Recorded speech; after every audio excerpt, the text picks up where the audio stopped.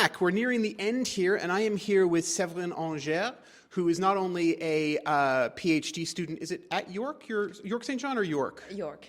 York. But she's also the newly elected secretary of the Napoleonic and Revolutionary War Graves charity. Now, you both chaired a panel and presented. Mm-hmm. What did you give us out of your spectacular research this conference?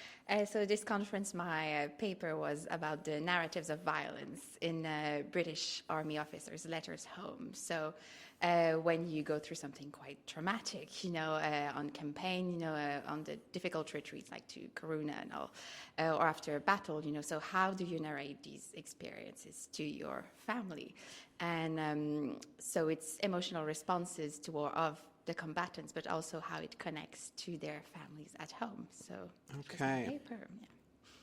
Now, I'm lucky enough to have commented on one of your papers in the past on sort of rituals of mourning in graves and things like that, which is spectacular. Can you give us the overarching spread of your dissertation? Because it sort of seems to cover a wide variety of trauma and death and family and writing. So that's one thing I really wanted to cover because I felt there was a gap in historiography, about the more emotional aspect of war, which is a bit harder sometimes to evaluate. So I'm really looking at how war can be a shared and affective experience between British officers that are overseas in active service and their families at home back in Britain.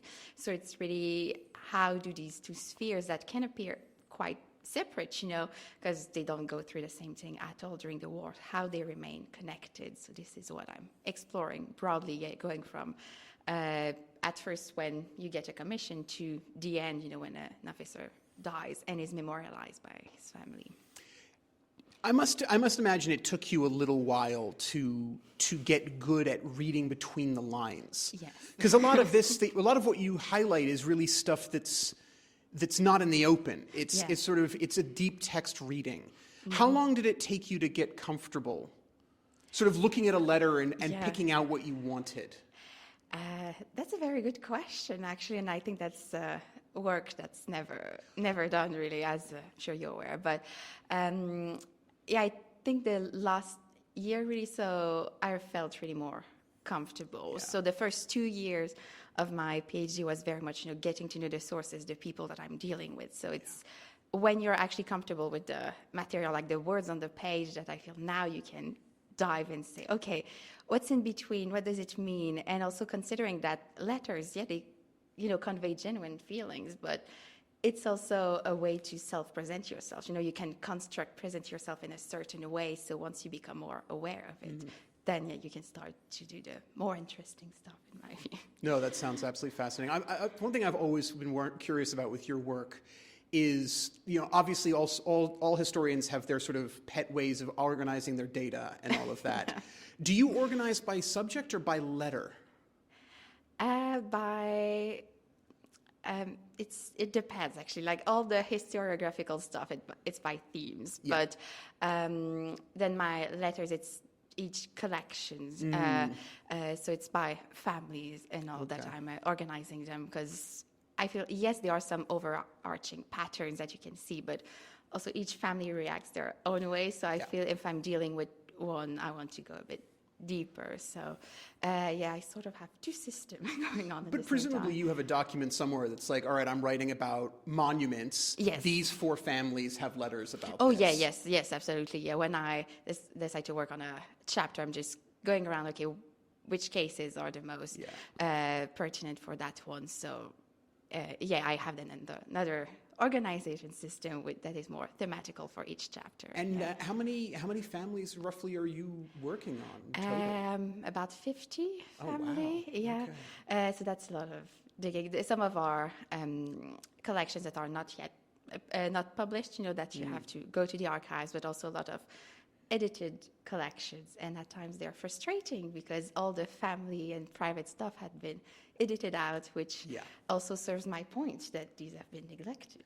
Very much so, very much so. That sort of corpus, though, of 50 families, that is something you really do need to highlight when you start selling this as a book. because publishers will want that. And all of you listening, watching, will want to read Severine's work when it comes out, because I've read it, and my only complaint was that you weren't pushing yourself. You weren't pushing your thesis. You were being modest when you should have been ambitious, because your work is spectacular. Well, thank you very much. No I problem. appreciate Well, it. thank you for joining us, and thank you for all you do for the charity. Oh, it's a pleasure, really. All right. Hello again, folks. Please remember, we're still fighting back from that Spotify nightmare. So please do 2 really simple and quick things to help us rise from the ashes. First, whack that subscribe button, especially if you're listening to this on Spotify, because you're likely to have been disconnected. But whatever platform you listen to your podcasts on, please just do it anyway to make sure you can stay connected to us. Second, like and leave a comment. It helps bump us up the algorithm to reconnect with our lost audience. If you're a fan of the show, you can leave a 5-star review. Go on, you know you want to. And did you know that you can now join a mailing list to get regular updates on all the news about newly released episodes, meetups for patrons, new lines of merch that have dropped, and all the hot gossip about what's coming soon? Because let's be honest, this show is all about the hot gossip. To sign up, go to www.thenapoleonicwars.net. Much love to all my Patreon supporters who are enjoying a rejuvenated and revitalized offering of perks on Patreon. Head to patreon.com/the Napoleonic Wars pod to find out how you can join a buzzing community of like-minded Napoleonic nerds who are enjoying things like courses, socials, a book club, green room access to recordings, early releases, exclusive episodes, and much more. Shout outs to our patrons who, at the time of recording this in mid-August 2024, are in the mentioned and dispatches tier: Rob Griffith, Brendan Teeling, Beatrice de Graaf, Lynn Dawson, Jamie Kingston, Lucy Tatner, Jim Deary, Josh Keeney, Colin Fieldhouse, Stephen Colson, Jim Getz, Stephen Gillen, Hugh Brennan, Alistair Campbell-Grieve, Andy Meakin, Mark Anscombe, Rob Coughlin, Bruins Girl, Noah Fink, Mark Trowbridge, Mars Reedy, Nick Overland, Graham Goodwin, Chris Pramas, Anthony Gumbau, Anonymous American, Martin Pisani, James Fluick, Natasha Hobday, Rod Schwager, Chris Kimball, Gary Dennis, David Graylick, Ted Andrews, Richard Anderson, Arthur Forgy, Sam Moore, Wyatt Pollock, Carol Dixon Smith, Roland Shark, Giovanni, Jean-Baptiste Merlon, and Darla Vincent. And the Admirals: John Haynes, Ryan Diamond, JC Kaiser, Bob Burnham, Mike Guest, Liam Telfer, Todd and Laird Campbell, Rachel Stark, Mark Duckers, David Maxwell, David Priest, Graham Callister, Sean Sullivan, Stephen Ashworth, Dan Hazelwood, Kate Walcombe, Clemens Beman, Charles McKay, Reto the Sci-Fi Fan, Tim Day, Mark Chestnut, Jason Moran, and the enigmatically named Zed. And I promise that's not just me boosting the numbers. We'll be back very soon, but until then, this has been the Napoleonic Wars pod. On behalf of myself, Liam, Luke, and Josh, take care of yourselves, folks. Stay well. And as always, thank you for listening.